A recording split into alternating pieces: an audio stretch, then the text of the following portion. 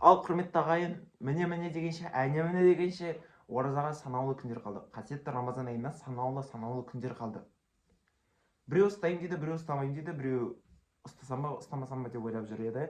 Біз ешкімді мәжбүрлемейміз. Сен үшін ораза ұстамайсың, сен ораза ұстамасаң білесің бе не болатынын деген сияқты біз ешкімді мәжбүрлемейміз. Әрбір адамның жеке басының өзі шеше алады. Әрбір адамның өзінің еркіндігі бар, таңдау еркіндігі бар. Сол үшін ол адам. Және де біз оларды ешқайсысын күштеп істей алмаймыз. Адам санаулы тұрғыда осындай бір құлшылықтың түрлеріне өзі келуі керек. соқыр құлшылыққа ұрынбайды.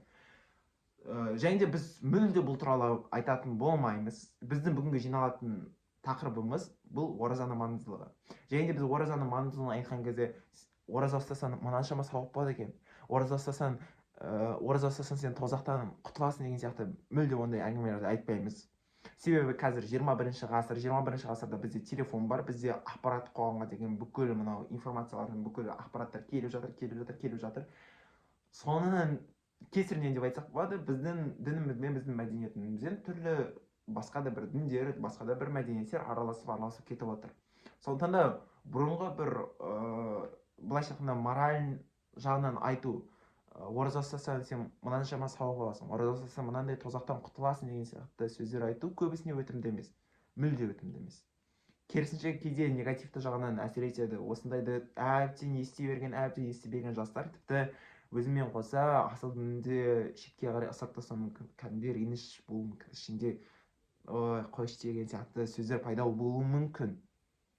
Сондықтан да біз бұған кішкене бір ғылым жағымен келетін тұмамыз, логикаға саламыз, философияға саламыз. Осы жағынан біз бүгін айтатын боламыз. Ендеше кеттік, құрметті достар, бастайық. Арнаға тіркеліп кетіңіздер, лайк басып кетіңіздер, бұл видеоны достарыңызға таратыңыздар. Бастаймыз. Сонымен біз жыртқышты алайық, адамды алайық. Екеуінде де ортақ нәрсе бар. Бұл құмарлық. Діни жағынан айтатын болсақ, онда нәпсі. Бірақ жыртқыш пен адамның айырмашылығы өте үлкен. Ең басты айырмашылық бұл адам өзінің құмарлығын өзі шешеді. Өзінің жеке басының пайдалана алады. Ал жануарда ондай нәрсе жоқ. Ондай бір еркіндік жоқ. Жануарда жай ғана инстинкт, ол инстинктпен жұмыс жасайды. Ал адамды шеше алады. Адам ойлана алады, ақылға, ар-ұятқа сала алады адам. Егер де мен қазір арам тамақты жейтін болсам, онда бұл ертең менің денсаулығыма осындай әсер етеді. Егер де мен қазір арам жолмен ақша табатын болсам, ол менің болашағыма, менің отбасыма осындай берекетін құтын қашырады отбасымның. Егер де мен қазір некесіз біреумен ойнастық жасайтын болсам, онда ол қызға ертең былай болады, маған ертең былай болады деген сияқты ойлана алады адам. Сол үшін адам, былайша айтқанда, мынау жер планетасындағы тірі организмдерді салыстырған кезде ең биік тұратын жаратылыс болып табылады. Тірі организм болып табылады. Енді қараңыздар, өте қызық жеріне келдік. Бұл нәпсі не үшін адамға керек? Құмарлық не үшін адамға керек? Біз бұны мүлде ысырап тастай алмаймыз. Бұның пайдасы мынау. Өнерге деген, ғылымға деген нәрсеге құмар таныту да осы құмарлықта нәпсіден келеді. Егер де нәпсі болмайтын болса, құмарлық мүлде атымен болмайтын болса, онда біз ғылымға, құмарлыққа бір жаңадан инновация жасауға, жаңадан технология ойлап табуға, жаңадан бір қалай еді, новатор болуға деген бізде ешқайда бір ынта болмайтын еді, жігер болмайтын еді. Осы жерде біз мынаған келеміз. Егер де адам өзінің жеке басының мүддесі үшін, қара басының пайдасы үшін өзінің нәпсісін қойдыра беретін болса, бірақ сол нәпсі ұлт үшін, қоғам үшін бір зиянын тигізетін болса, онда адамдылықтан, биологиялық тұрғыдан адам болса да, ол тәннің тұрғысынан ол жыртқышқа айналады. Мысалы, біз қандай да бір шенеуніктерді алайық, билік басында отқан.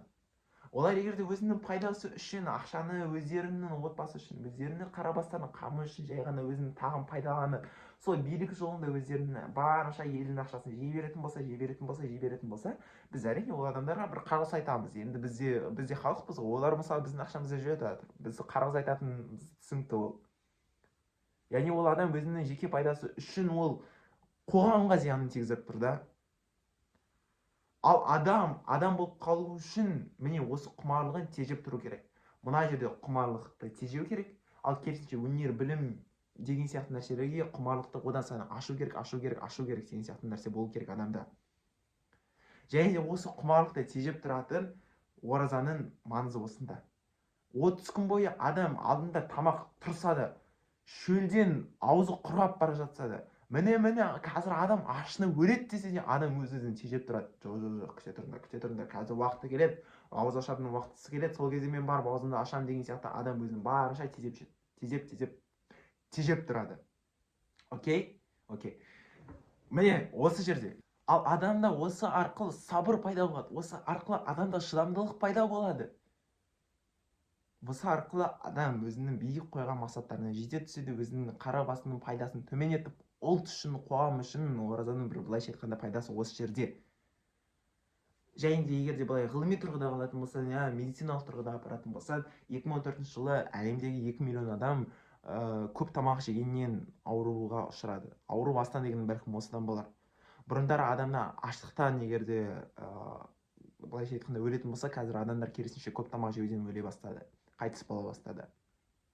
Сондықтан да былайша айтқанда өзінің нәпсісін тежеуде, өзінің құмарлығын тежеуде, өзінің қара басының пайдасын тежеуде оразаның философиялық мәні, былайша айтқанда логикалық мәні осы жерде болып табылады.